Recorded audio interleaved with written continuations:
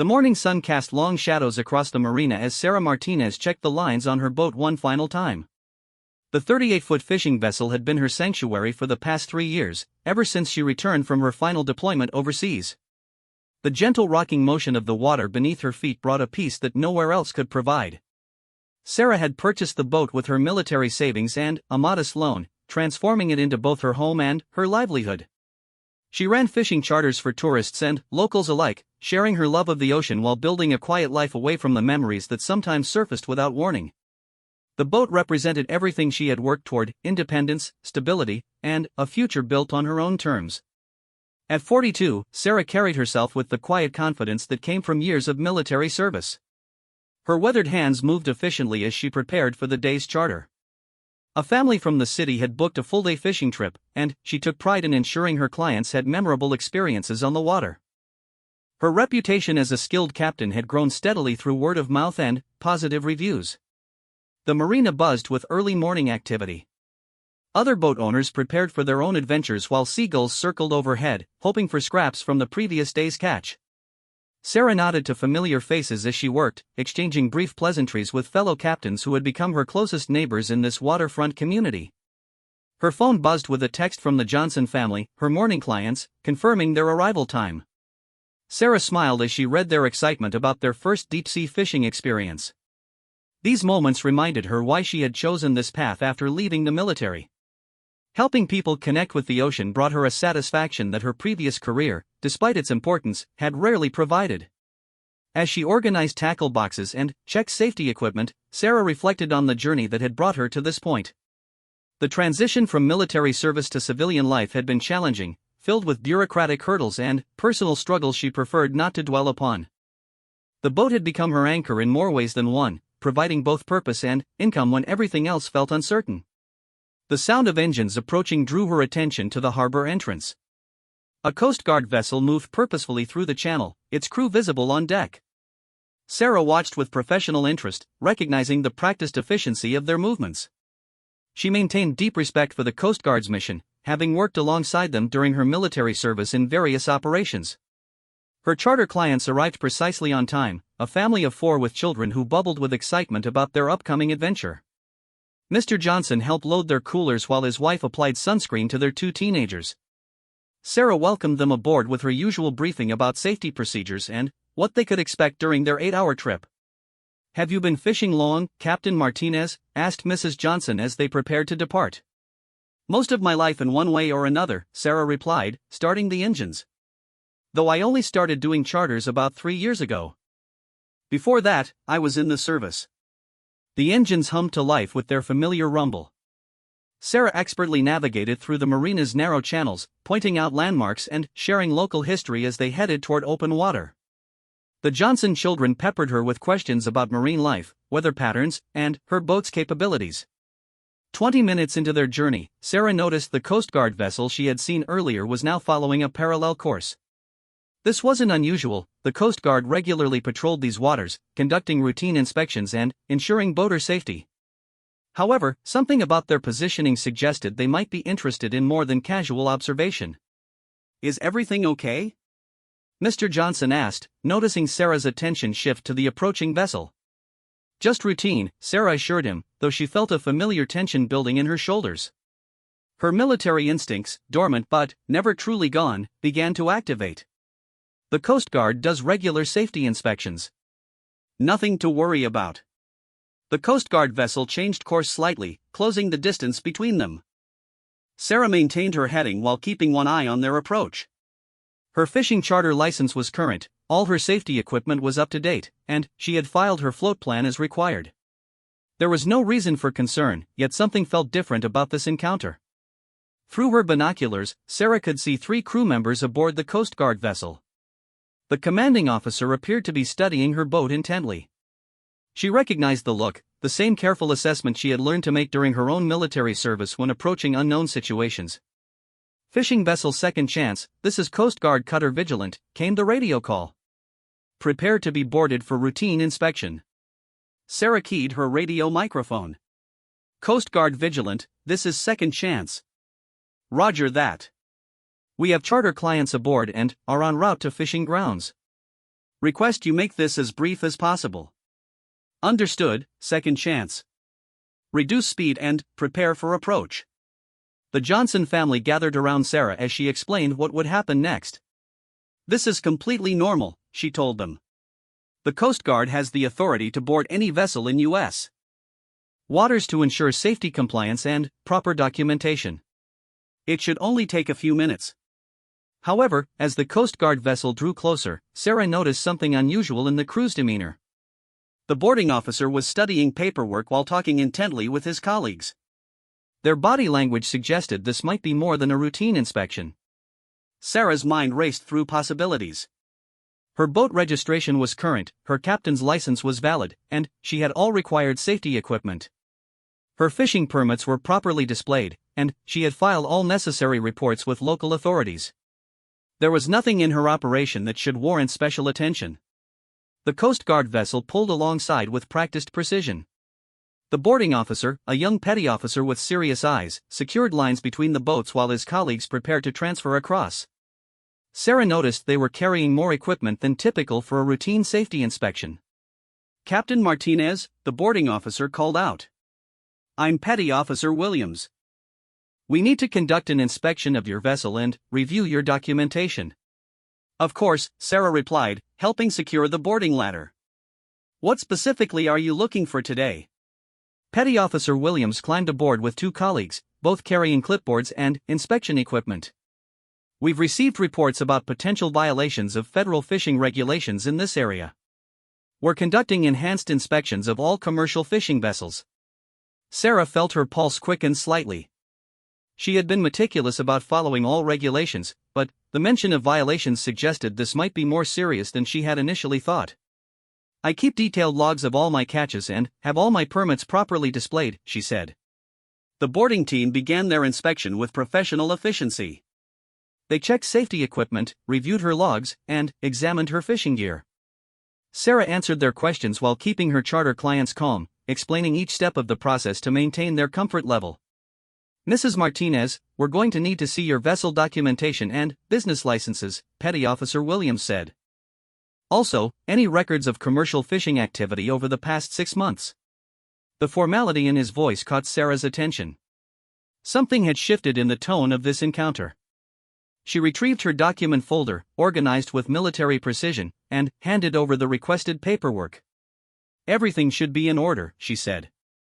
As Williams reviewed her documentation, Sarah noticed him pause at one particular section.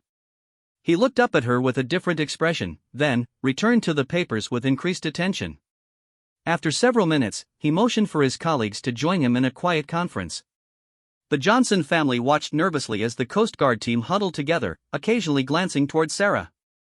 The eldest teenager asked if they were in trouble, and Sarah assured them that everything would be resolved shortly.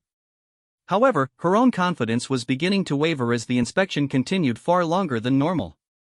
Captain Martinez, Williams finally said, returning to where she stood at the helm. There appears to be a discrepancy in your registration information. We're going to need to conduct a more thorough inspection and possibly escort your vessel back to port. Sarah felt her world beginning to shift. The boat represented everything she had built since leaving the military. The thought of losing it, even temporarily, sent waves of anxiety through her system. What kind of discrepancy? She asked, working to keep her voice steady.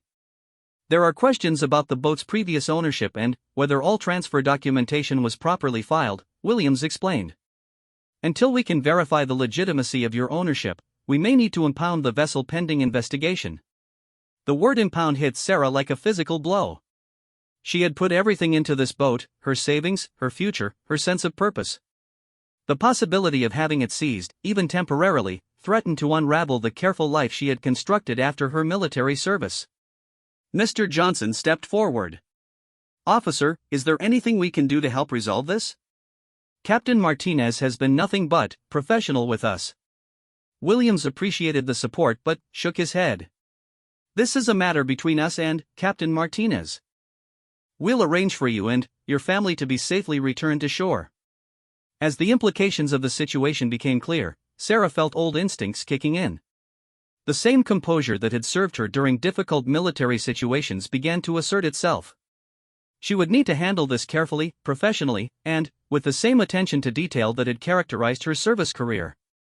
Petty Officer Williams, she said, I'd like to examine the specific documentation you're questioning.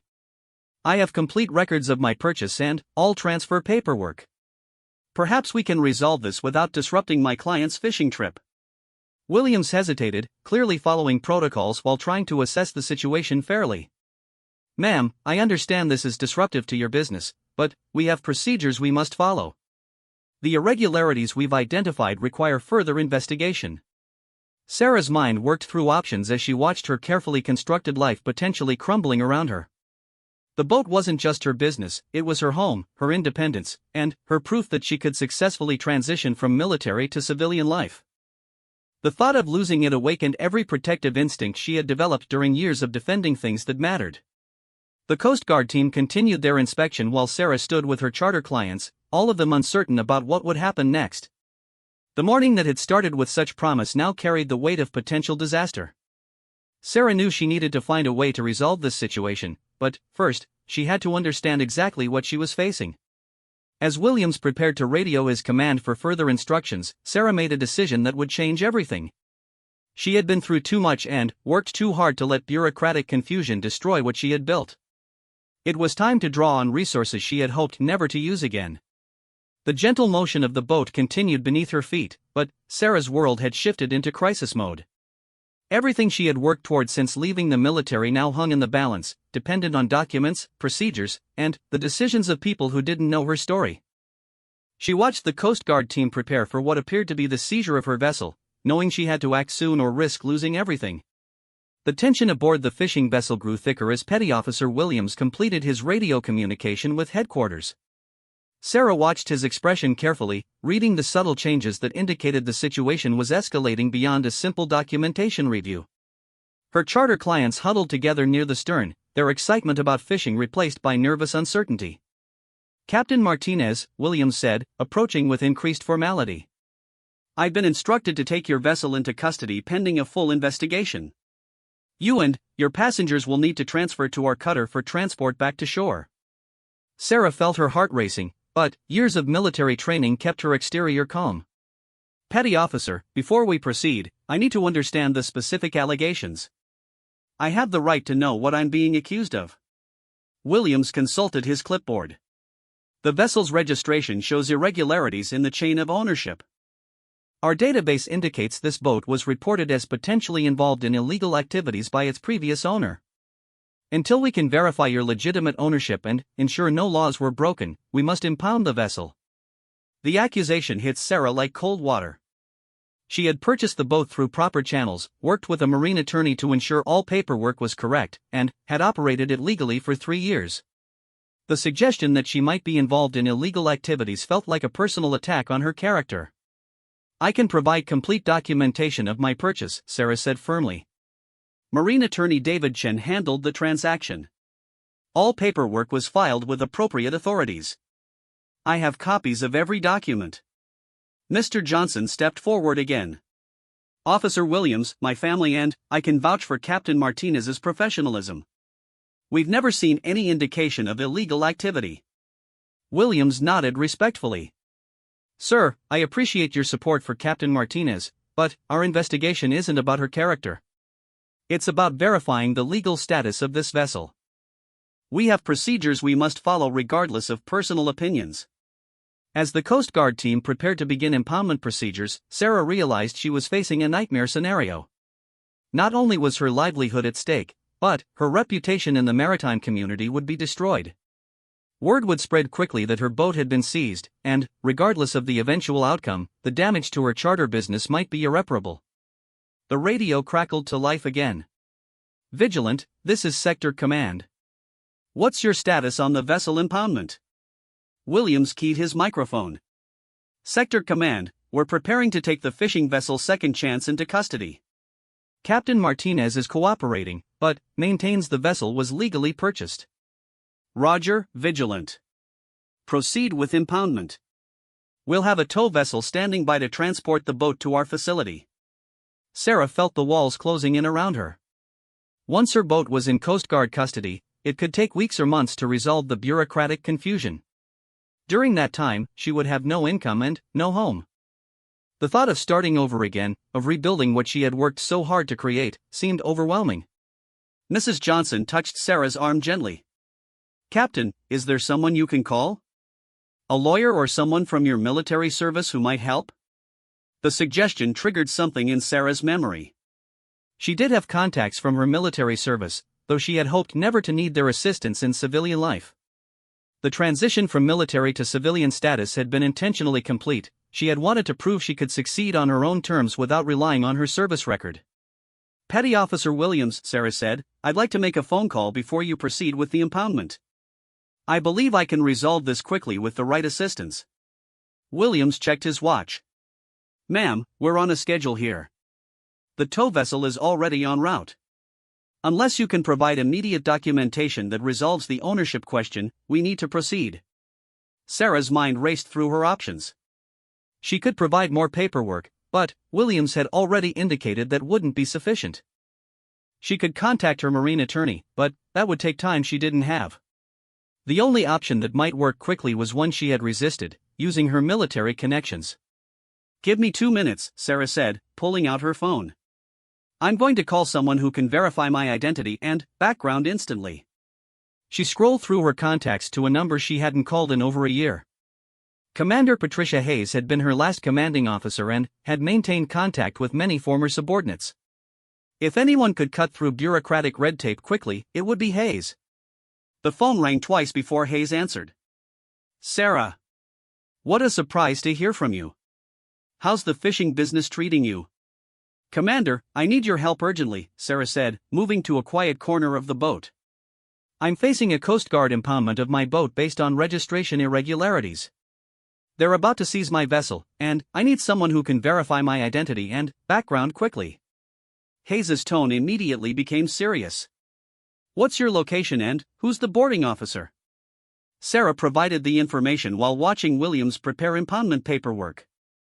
The Coast Guard team was moving efficiently, clearly following well-established procedures. She knew they weren't the enemy, they were doing their job, but she also knew she needed to act quickly to protect her livelihood. "Sarah, give me the phone number of the boarding officer," Hayes instructed. "I'm going to make some calls. Don't let them take your boat until I get back to you." Sarah approached Williams with her phone. "Petty Officer, I have my former commanding officer on the line. She'd like to speak with you about verifying my background." Williams looked skeptical. "Ma'am, your military service isn't relevant to the ownership documentation issue we're investigating." "Please," Sarah said. "Just talk to her for 1 minute. If she can't help resolve this, I'll cooperate fully with the impoundment." Reluctantly, Williams took the phone. "This is Petty Officer Williams, United States Coast Guard. Who am I speaking with?" Sarah couldn't hear Hayes' side of the conversation, but she watched Williams's expression change as he listened. His posture straightened, and his responses became increasingly formal. After several minutes, he handed the phone back to Sarah. "Commander Hayes wants to speak with you again," Williams said, his tone notably different. "Sarah, I've made some calls," Hayes said. "There may be more to this situation than a simple registration problem. I need you to do something for me, but I want you to think carefully before you agree." Sarah felt a chill of apprehension. "What do you need me to do?" "I need you to show them your Special Operations identification. I know you wanted to keep that part of your service private, but it might be the only way to resolve this situation quickly." The request hit Sarah like a physical blow. Her Special Operations background was something she had deliberately kept separate from her civilian life. The work she had done during her military service was classified, and the identification Hayes was referring to provided access to information and assistance that ordinary citizens couldn't obtain.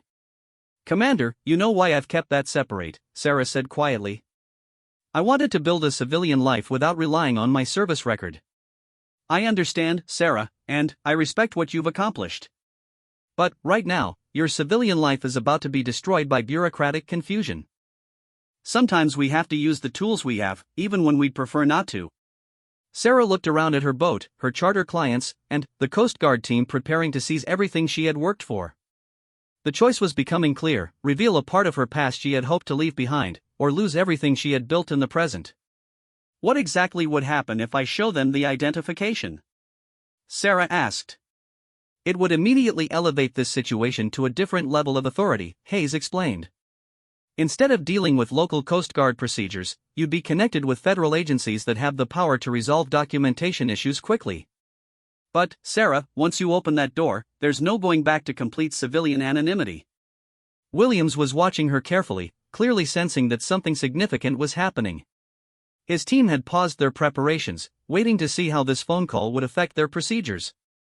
The Johnson family stood quietly nearby, not understanding the full situation but recognizing its importance. Mrs. Johnson caught Sarah's eye and nodded encouragingly, a gesture of support from someone who barely knew her but believed in her character.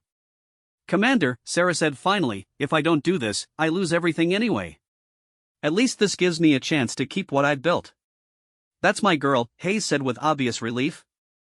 Sarah, you've served your country with distinction, and now your country can serve you. There's no shame in that. Sarah ended the call and approached Williams, who was clearly curious about what had transpired. Her heart was pounding as she prepared to cross a line she had hoped never to cross. The separation between her military past and civilian present was about to disappear. Petty Officer Williams, she said, reaching into her wallet. Before you proceed with the impoundment, there's something you need to see. Williams waited as Sarah retrieved a leather holder from the back of her wallet, something she had carried for years but never expected to use in civilian circumstances. Her hands trembled slightly as she opened it, revealing identification that immediately changed everything about the situation.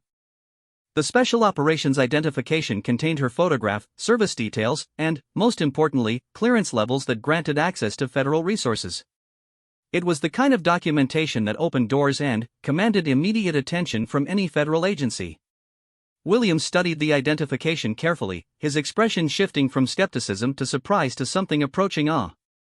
Ma'am, this is Special Operations identification. Active clearance level. Yes, Sarah said quietly. And now you understand why I'd prefer to resolve this documentation issue quickly and quietly. Williams immediately stepped back and keyed his radio. Sector Command, this is Vigilant. We have a situation that requires immediate attention. I need to speak with your senior duty officer right away. The radio response was swift. Vigilant, stand by for the sector commander. Within moments, a different voice came over the radio. This is Captain Morrison. Petty Officer Williams, what's your situation? Sir, we have a vessel operator with Special Operations identification and active federal clearance. The impoundment may need to be reconsidered pending verification of her security status. There was a pause before Morrison responded. Stand by, Vigilant. Do not proceed with impoundment until further notice. We're contacting federal agencies for guidance. Sarah felt a mixture of relief and resignation. The immediate crisis was being resolved, but she had revealed a part of herself she had worked hard to keep private. The comfortable anonymity of her civilian life was ending, replaced by the complex web of federal agencies and security protocols she had hoped to leave behind. Williams approached her with new respect. Captain Martinez, I apologize for the confusion. We'll need to wait for guidance from higher authorities, but the impoundment is suspended pending verification of your status. The Johnson family sensed the shift in atmosphere, though they didn't fully understand what had happened. Mr. Johnson approached cautiously. Captain, does this mean we can continue fishing? Sarah looked out at the water, then back at her boat, still hers, at least for now. The crisis had passed, but she knew her life had changed irrevocably. Yes, she said with a tired smile. Let's go catch some fish. As the Coast Guard vessel moved away to await further instructions, Sarah realized she had traded one kind of security for another. Her boat was safe, but her carefully constructed civilian identity was now compromised. Whatever happened next would depend on how federal agencies chose to handle a special operations veteran who wanted nothing more than to run fishing charters in peace. The afternoon sun beat down on the fishing vessel as Sarah tried to focus on her charter clients, but her mind kept drifting to the implications of revealing her special operations identification.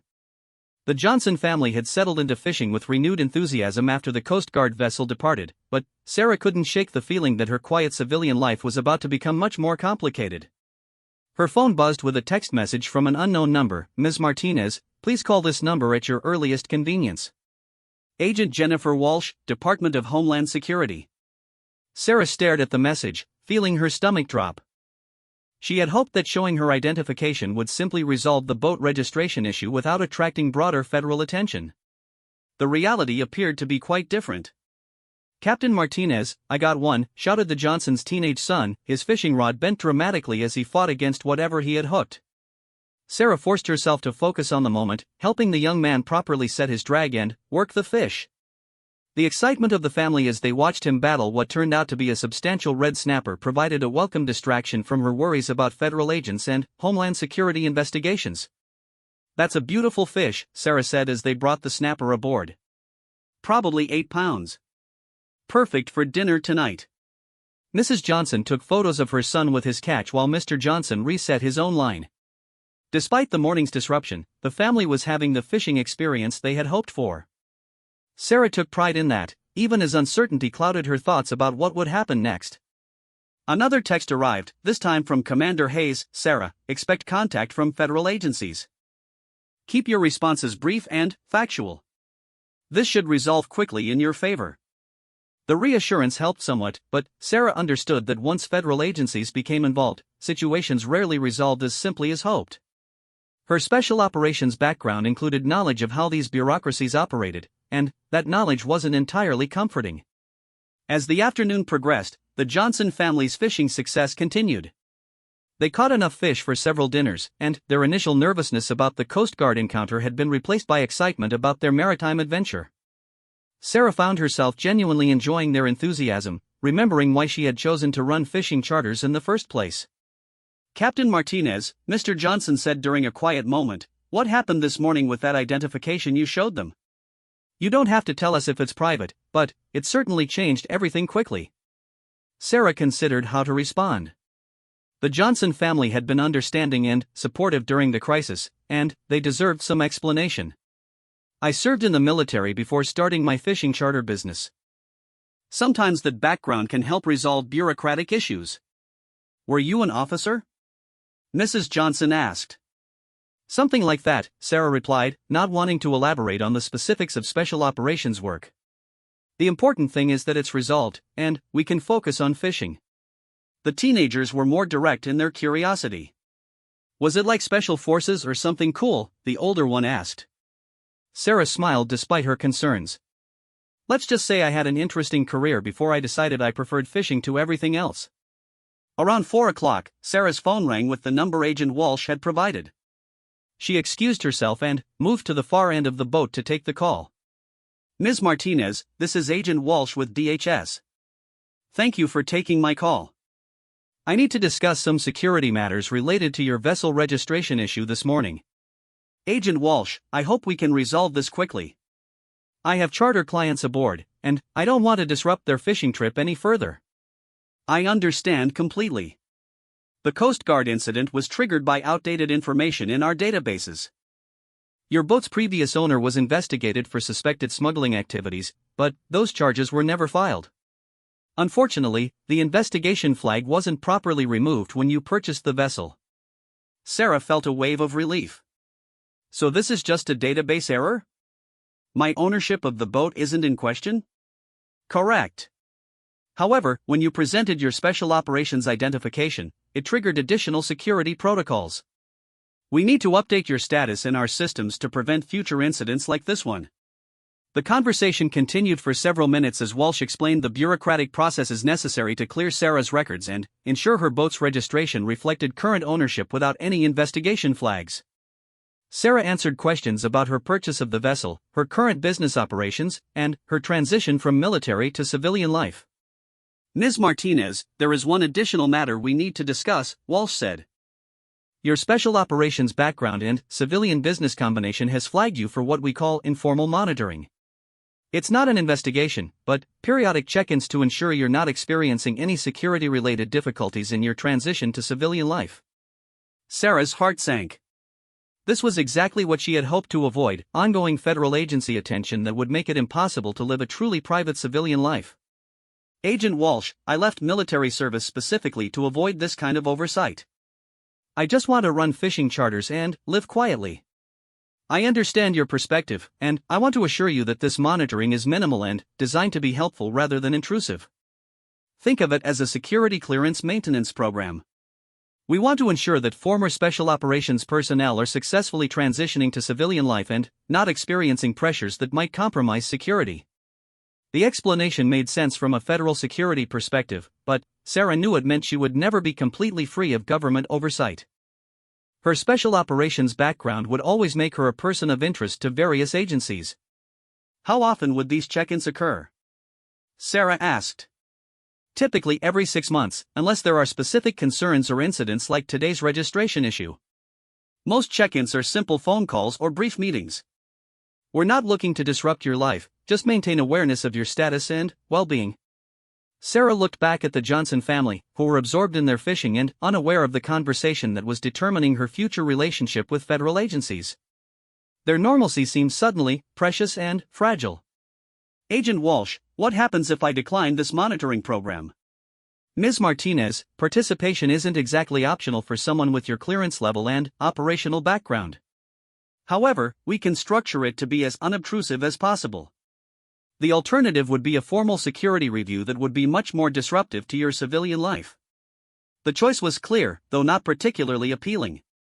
Sarah could accept minimal monitoring and continue her civilian life with occasional federal oversight, or she could trigger a formal review process that would likely destroy the privacy she had worked so hard to establish. I'll cooperate with the monitoring program, Sarah said reluctantly.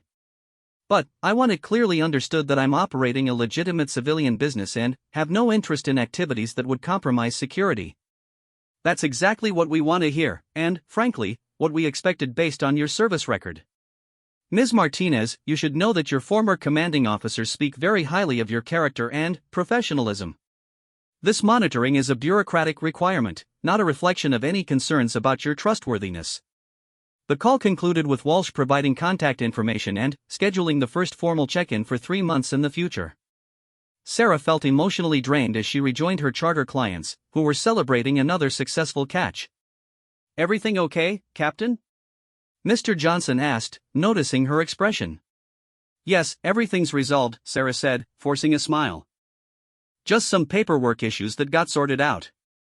As they headed back toward shore in the late afternoon, Sarah reflected on how dramatically her life had changed in a single day.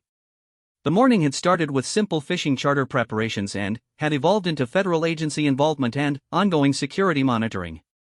Her dream of complete civilian anonymity was over, replaced by a more complex reality that bridged her military past and civilian present. The Johnson family chatted excitedly about their fishing success and asked about booking another charter later in the summer. Their enthusiasm reminded Sarah that despite the bureaucratic complications, she still had a business to run and a life to live. The federal oversight would be manageable as long as it remained minimal and unobtrusive. As they approached the marina, Sarah noticed a black sedan parked near the boat slips. Her trained eye immediately identified it as a government vehicle, likely connected to Agent Walsh's investigation. The sight served as a tangible reminder that her life now included elements she had hoped to leave behind. Captain Martinez, Mrs. Johnson said as they tied up at the dock, "Thank you for a wonderful day despite the unusual beginning. You handled everything so professionally." "That's very kind of you to say," Sarah replied, helping them unload their catch. "I hope you'll consider fishing with me again." The family gathered their belongings and posed for final photos with their fish. As they walked toward the parking lot, chatting about their adventure, Sarah watched them with a mixture of satisfaction and melancholy. They represented the simple, normal interactions she had hoped would define her civilian life. The black sedan remained in the parking lot as Sarah secured her boat for the evening. She knew the occupants were probably observing her routine, gathering baseline information for their monitoring files. The thought was unsettling, but she reminded herself that cooperation would likely lead to minimal intrusion over time. Her phone buzzed with another text from Commander Hayes, heard from DHS that everything worked out well. "Proud of how you handled the situation. The monitoring program is standard for people with your background. You'll barely notice it after a while." Sarah appreciated the reassurance, but she understood that her life had fundamentally changed. The careful separation between her military past and civilian present was now permanently blurred. Federal agencies would always know where she was and what she was doing, even if their attention remained minimal. As she finished her evening boat maintenance routine, Sarah realized she felt oddly relieved despite the loss of complete privacy. The registration issue had been resolved, her boat was secure, and she had government assurance that future bureaucratic problems could be handled quickly. Perhaps the monitoring program, while unwelcome, would actually provide a form of protection for her civilian business. The black sedan departed as Sarah locked up her boat and headed toward her small apartment above the marine supply store. Tomorrow would bring new charter clients and the familiar rhythms of her fishing business. The difference was that now she carried the knowledge that federal agencies would be quietly watching, ensuring her successful transition from special operations veteran to civilian entrepreneur. As she climbed the stairs to her apartment, Sarah felt exhausted but oddly optimistic.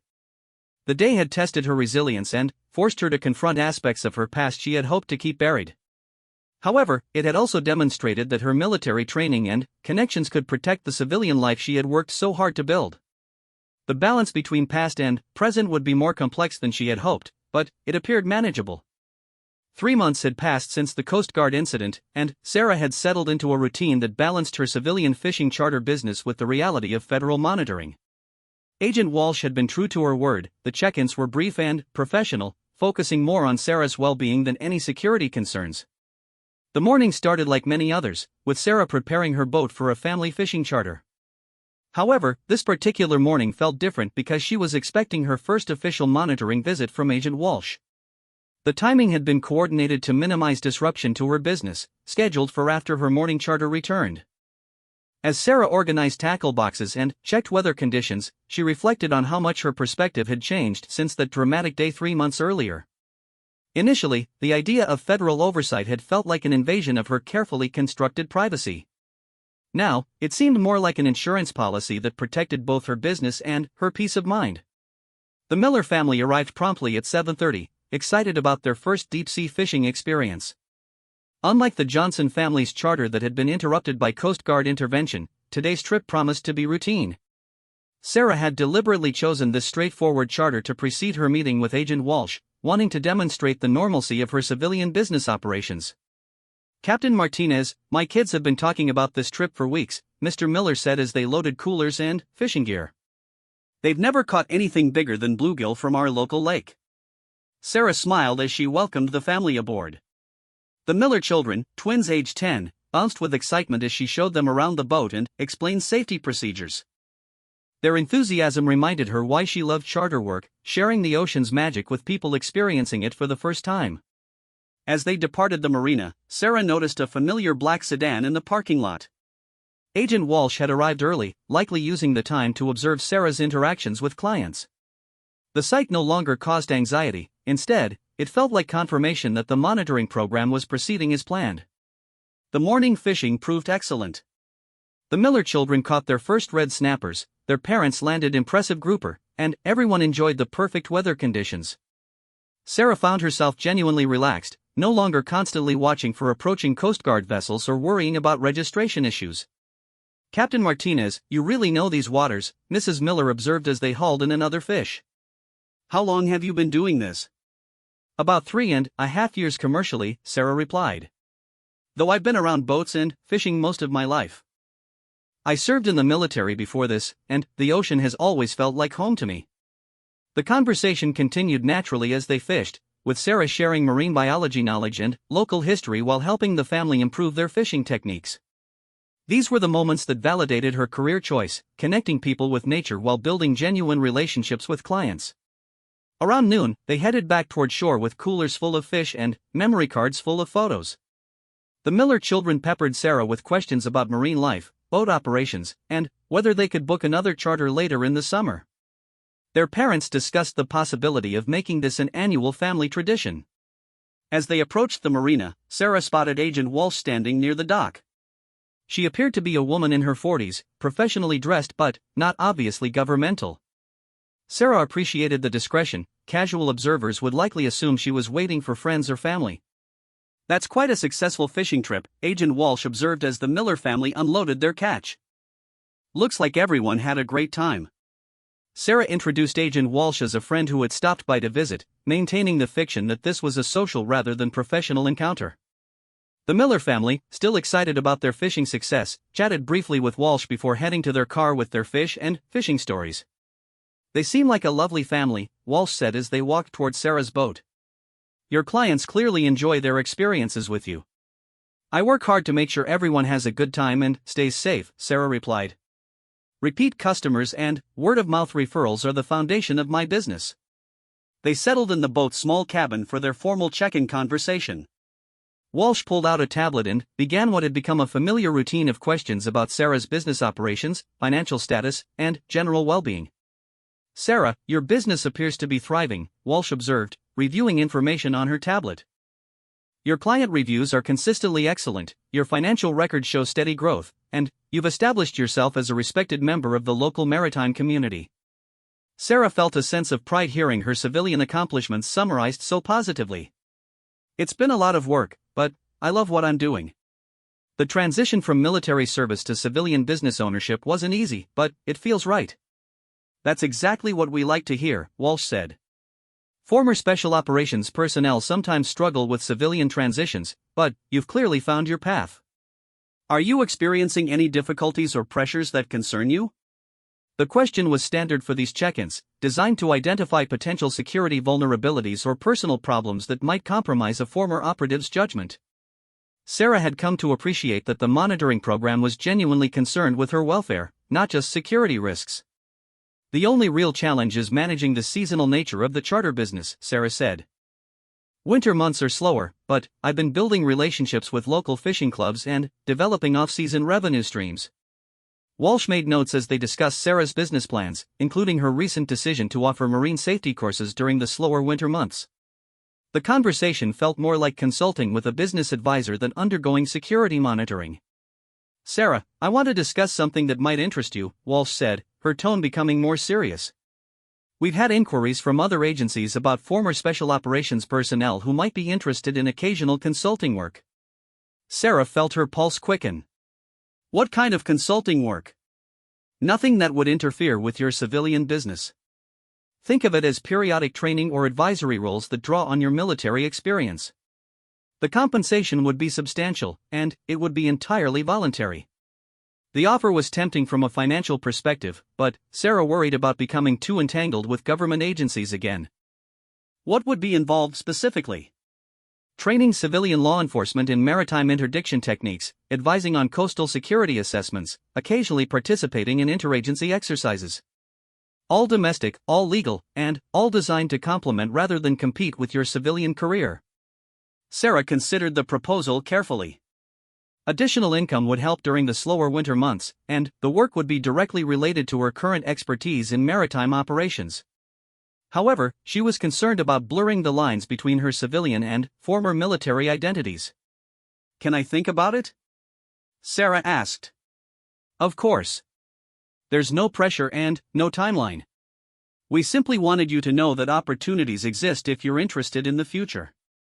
The conversation shifted back to routine monitoring topics, covering Sarah's health, relationships, and general satisfaction with civilian life.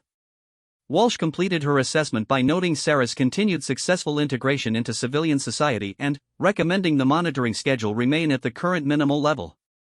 Sarah, before I leave, I want you to know that your case is considered a model for successful transition from special operations to civilian life, Walsh said as they prepared to conclude the meeting. You've built something meaningful while maintaining the values and skills that made you valuable to your country. The compliment meant more to Sarah than she had expected.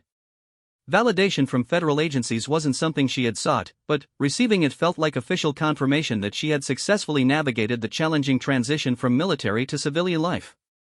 After Walsh departed, Sarah spent the afternoon maintaining her boat and preparing for the next day's charter. The routine tasks felt grounding after the formal monitoring meeting, reminding her of the simple satisfactions of her civilian life. As evening approached, Sarah received a call from Commander Hayes, who had maintained a regular contact since helping resolve the Coast Guard incident. Sarah, I heard from DHS that your monitoring review went well, Hayes said. I wanted to check in personally and see how you're doing with everything. It's been an adjustment, but manageable, Sarah replied. The monitoring is less intrusive than I feared, and my business continues to grow. I also heard they mentioned consulting opportunities. Are you interested? Sarah walked to the edge of the dock, watching the sunset reflect off the water. I'm not sure yet. Part of me wants to keep military and civilian life completely separate, but the additional income would be helpful. Sarah, you've proven you can succeed as a civilian. Taking on occasional consulting work wouldn't diminish that accomplishment, it would demonstrate that you can integrate all aspects of your experience into a successful life. The conversation continued as Sarah shared her concerns about maintaining her civilian identity while potentially taking on government consulting roles. Hayes provided perspective based on her experience with other former special operations personnel who had faced similar decisions. The key is maintaining control, Hayes advised. Accept only the consulting work that genuinely interests you and fits with your civilian life. Don't let it become a path back into full-time government work unless that's what you really want. After ending the call, Sarah remained on the dock as darkness settled over the marina. The gentle sounds of water against hulls and the distant conversations of other boat owners created a peaceful atmosphere that had become precious to her. Her phone buzzed with a text from the Miller family, thanking her again for the wonderful fishing trip and confirming their interest in booking another charter. These were the interactions that defined her civilian identity, real relationships with people who valued her services and expertise. Sarah realized that the monitoring program, consulting opportunities, and ongoing federal connections didn't threaten her civilian life as much as she had initially feared. Instead, they provided a framework for integrating her military experience with her civilian aspirations in a way that honored both. As she locked up her boat and headed home, Sarah felt a deep sense of contentment. The journey from special operations veteran to civilian entrepreneur had been more complex than anticipated, but it had led to a life that felt both meaningful and sustainable. The federal oversight would continue, but it no longer felt like an intrusion, it felt like acknowledgement that her transition mattered to her country as much as it mattered to her. Walking up the dock toward her apartment, Sarah looked back at her boat one final time. Tomorrow would bring new clients, new fishing opportunities, and the familiar rhythms of a life she had built with her own hands and determination. The Coast Guard incident that had threatened to destroy everything had instead led to a more complex but ultimately more secure foundation for her civilian future. The gentle lapping of waves against the dock accompanied her as she climbed the stairs, carrying the satisfaction of someone who had faced uncertainty and emerged stronger. Her story had become one of successful transformation, proving that military excellence could translate into civilian accomplishment without sacrificing the values and skills that defined her character. The monitoring would continue, the consulting opportunities would remain available, and her fishing charter business would grow, all parts of a life that honored both her past service and her present choices.